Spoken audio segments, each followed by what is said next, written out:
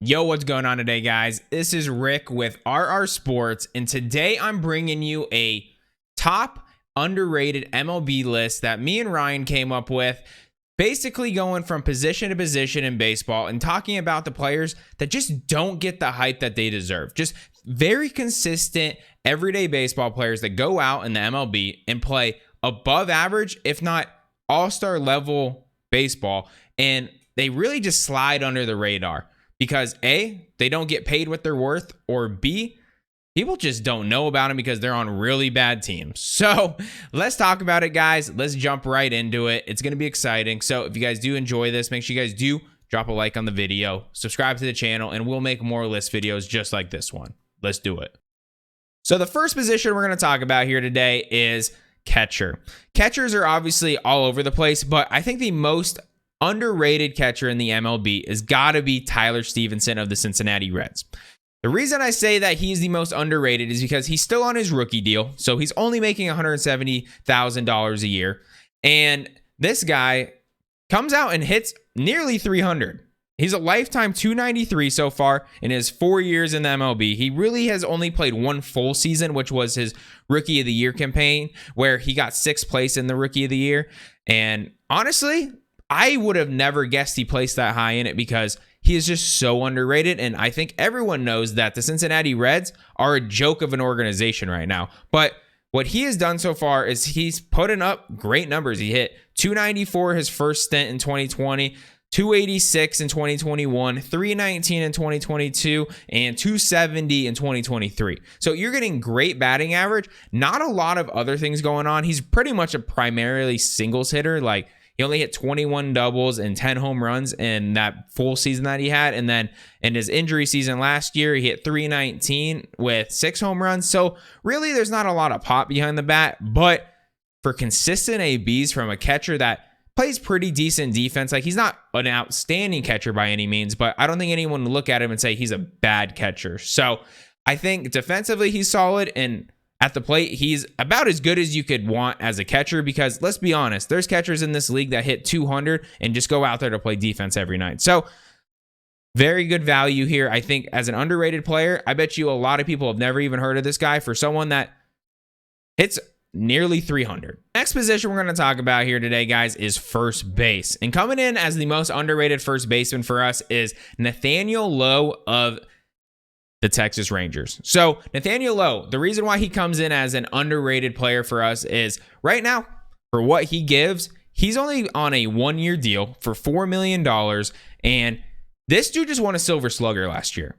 Nathaniel Lowe is an absolute moose of a person. He's had now back-to-back really consistent years. He hit 264 with 72 RBIs and 18 home runs, and followed that up in his second full season in MLB with last year, where he hit 302 with 27 bombs, 76 RBIs, and this dude is just a ginormous human, and he is a dangerous bat in every single day of the lineup. So he goes out and last year had an 851 OPS, on-base percentage of about 360, just a very solid player, day in, day out, not getting paid his worth yet because there is still some worries with him. He does strike out a lot, but as underrated as it comes, the only other player we could really think of in this situation was Ty France of the Mariners. But I think Nathaniel Lowe has a little bit higher upside at the end of the day because his power is ridiculous. When he does connect with the baseball, he just destroys them. So that's why he came in as our most underrated first baseman.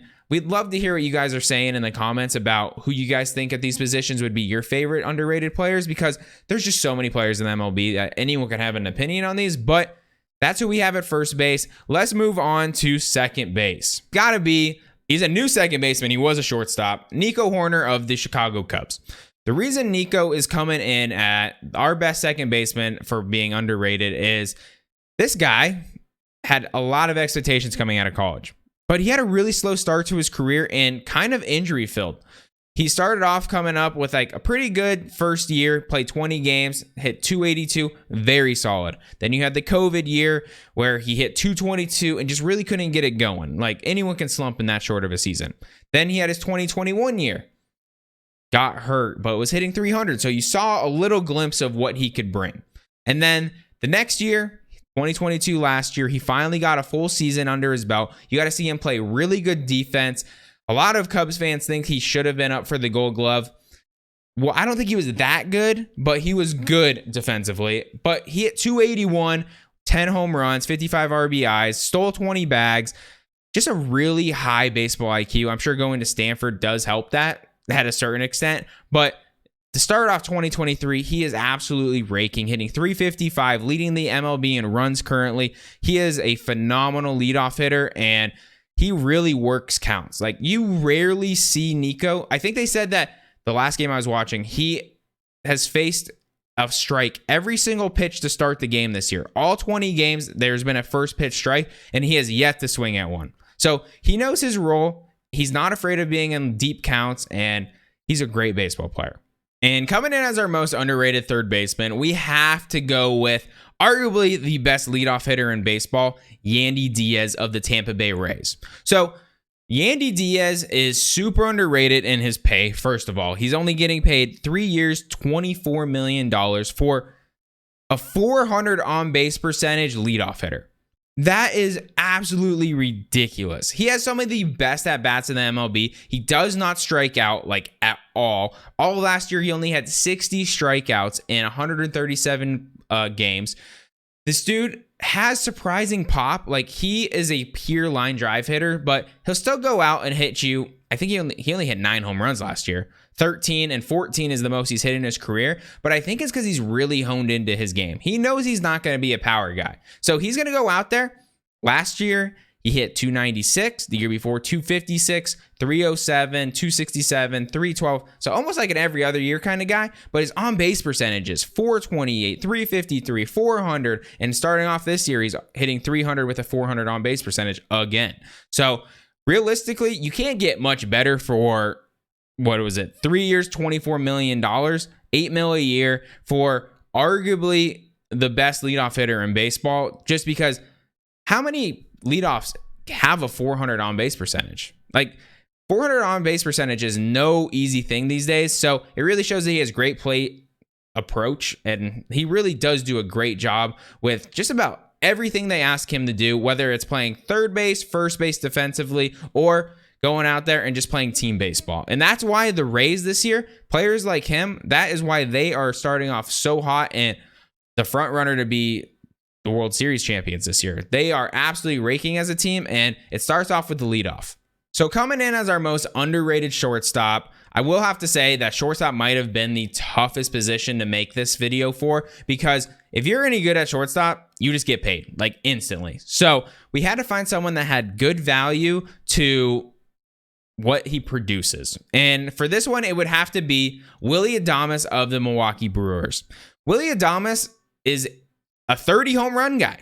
Now, I mean, he hit 31 home runs last year in 2022. I bet you, if you asked about 90% of baseball fans, if he hit 30 home runs last year, I guess they would probably say they had no idea who he even was. But he drove in 98 runs as well. It was not a great year for him. He only hit 240, but you can't argue with that production there. That production of 31 home runs and 98 RBIs, very solid. He obviously plays good defense as well. That's kind of what he came into the league being known as. And then over the past few years, he's been very consistent. 285, 262, 260, 260, 278. So over his career, nothing jumps off the page about how amazing he is, but the fact that he was able to go out last year, he seems to be getting better.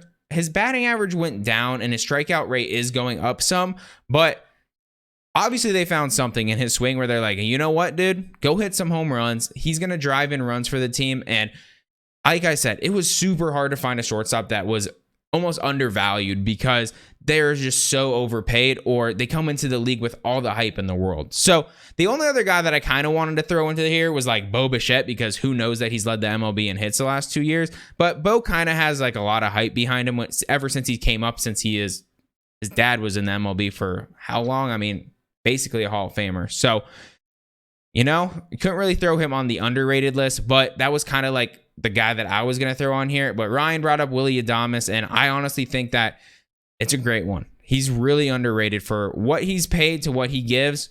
It's great for a shortstop. So our choice here for left field has got to be of the Pittsburgh Pirates, Bryan Reynolds. Bryan Reynolds is one of the most consistent contact hitters in the MLB. And it's funny that his contact has now turned into power almost. He's starting to get that man muscle. He's starting just to become like a full-on good hitter. Like, he's very balanced now. Like, coming into the league, he only hit 16 home runs as a rookie, which is very solid as a rookie. Let me say that first of all. But he hit 314. So this dude came into the league just raking right off the bat. And then had kind of a down COVID year. A lot of people kind of had that because it's easy when you only play a third of the year and you go out and you hit 189. You never get out of your slump. Like, it is what it is. He came back big time in 2021. Went to the All-Star game, hit 302 with 24 home runs, followed it up last year with 262 with 27 home runs. I mean, the guy has come out and dropped a 900 OPS, an 800 OPS, and he's close to 900 again this year, starting off with a very hot start to the year on, once again, not a good Pittsburgh team. He has definitely just been the centerpiece that they've been able to build around.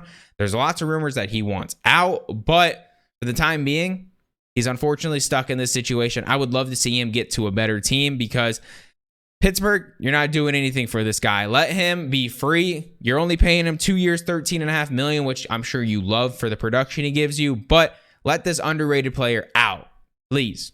Center field is one of those positions like shortstop where you either come up super hype or you get paid right away. So it was really tough to find like the most underrated or undervalued player in the MLB here. So I will say he is getting paid now finally, but he has been undervalued his entire career. Brandon Nimmo of the New York Mets. The reason I say he's undervalued is because he is, with Yandy Diaz, arguably the best leadoff hitter in baseball. He's had an on-base percentage over 400 in 3 of the last 5 years, close to 400 every year. He has one downside, I will say, is he does get injured because he, if you didn't know, has led the MLB in getting hit by baseballs before. He gets hit by pitch a lot, and that probably drives his on-base percentage up. But, you know, he has missed some time because of some unfortunate injuries. But he is now signed to an 8-year, $162 million deal, and essentially what you're going to get out of him every day is a great leadoff hitter who's going to hit probably 280 to 300 that we've seen pretty consistent now, and he just goes out there and gets it done. He's also a double machine. Last year he hit 30 doubles, and for a guy that doesn't have a ton of pop with only 16 home runs, 30 doubles is pretty good. He led the MLB in triples last year with 7, or at least the NL in triples last year, and he walks a pretty good amount for someone that you really don't have to pitch around because the rest of that lineup is pretty stacked. So, you know, for someone being in New York to be under the radar, I'm glad he finally got paid. But he deserves it. Brandon Nimmo, most underrated center field by far. So coming in as our most underrated right fielder has to be Alex Verdugo of the Boston Red Sox. The reason I have to put him up there is because you got to remember what he was traded for. He was traded from the Dodgers to the Red Sox for Mookie Betts. And Mookie Betts, if you like compare their numbers head to head, yes, Mookie Betts has a little bit more power. He does play a little bit more well-rounded defense. I don't know if you really can go out there and say he plays a better right field than Mookie Betts, but what Alex Verdugo brings is a very solid defense and an absolute cannon of an arm. He definitely has a better arm than Mookie Betts. And then he's hitting almost 300 every year for you. He's hit his worst year since coming to the Red Sox is 280, and his best year is 308. And this year, he's off to an absolute tear. So what you're getting with Verdugo for giving up arguably the best player the Red Sox have had in the organization for a long time, you can't really be mad about it. He's bringing you some awesome value, and right now he's only on a 1-year, $6.3 million deal. I believe that is an arbitration deal. But I assume they're going to end up signing him for something that he's way undervalued for because he's not pretty. He's not a good-looking guy. He doesn't hit home runs, but he's going to go out there, scrap you close to 300, and do the job every single day. And that's why he's our most underrated right fielder. DH. This one was tough. I will say DH, because they switch off so much nowadays since both leagues have them, there isn't a ton of like everyday DHs that aren't like super hyped already, you know? So what we came up with today was Harold Ramirez of the Tampa Bay Rays. Harold Ramirez, another guy that doesn't hit a lot of home runs. I think that's kind of a consistent theme we're seeing in this list, is because if you hit home runs, you just get paid these days. And Harold Ramirez is absolutely tearing the cover off the ball right now. He's on like a 12-game hitting streak or something to start the year, 11-game hit streak, something like that. I saw it today. But this guy has one of the most pure opposite field swings in the game. He just throws his hands and they are lightning fast. And he goes out there and he rakes. So he's just getting better every year.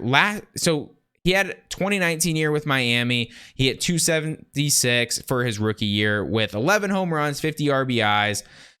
Pretty solid rookie year. And then he didn't really play in 2020. He went to Cleveland in 2021, hit 268. Really solid again with only 7 home runs. Like I said, not a lot of pop.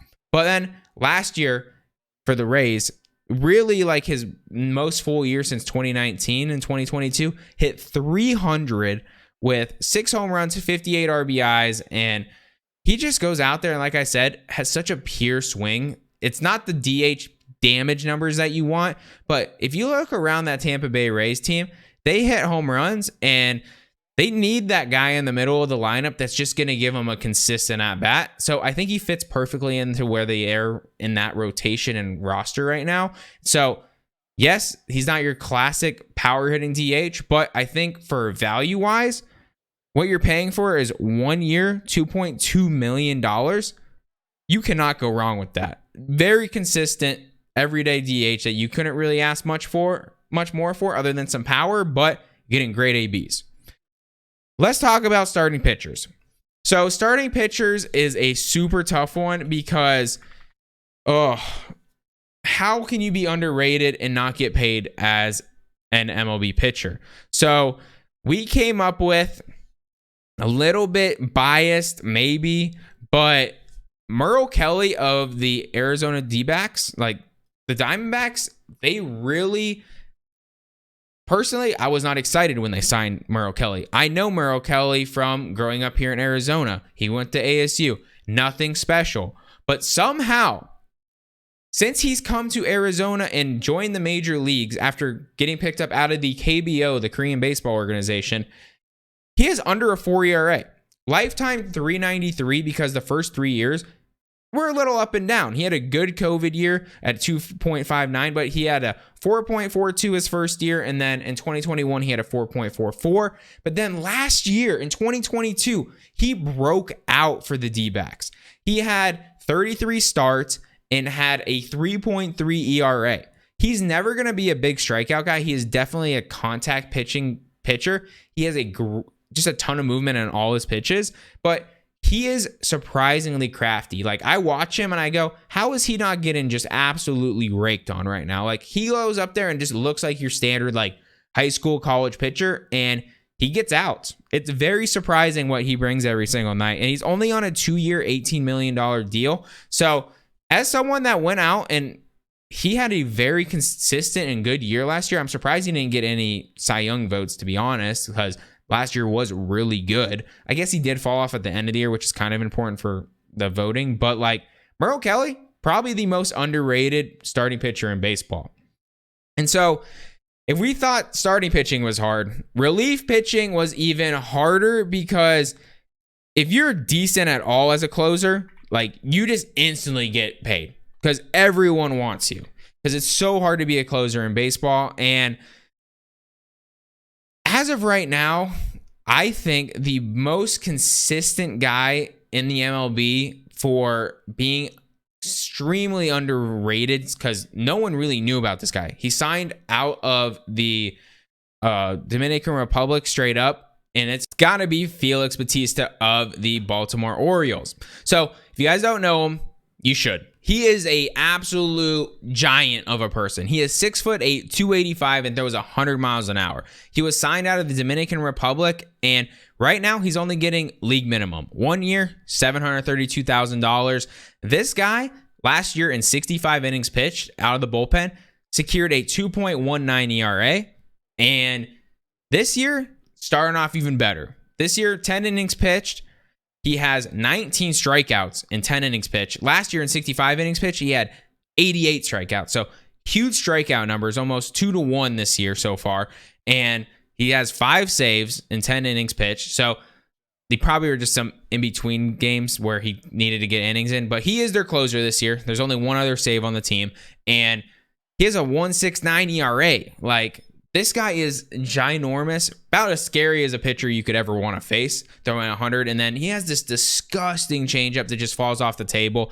So Felix Bautista, he's 27 years old, or 28 years old now. So it's going to be a little bit of like a short career probably. But if you can get a solid like 5-6 years out of him in this dominance, he is so undervalued right now. I'm sure he's going to get absolutely paid when it comes to like his next payday, but right now, super underrated. And so that's it, guys. That is the end of our underrated positions in the MLB. So I hope you guys did enjoy today's video. If you did, just a reminder, drop a like again, subscribe to the channel, and let me know what list you guys want to see next or what I can do to improve these lists to make it even better for you. So this is the first one I've ever made in the MLB. So let me know what you guys think. Have a great rest of your day, and I'll catch you guys later. Peace.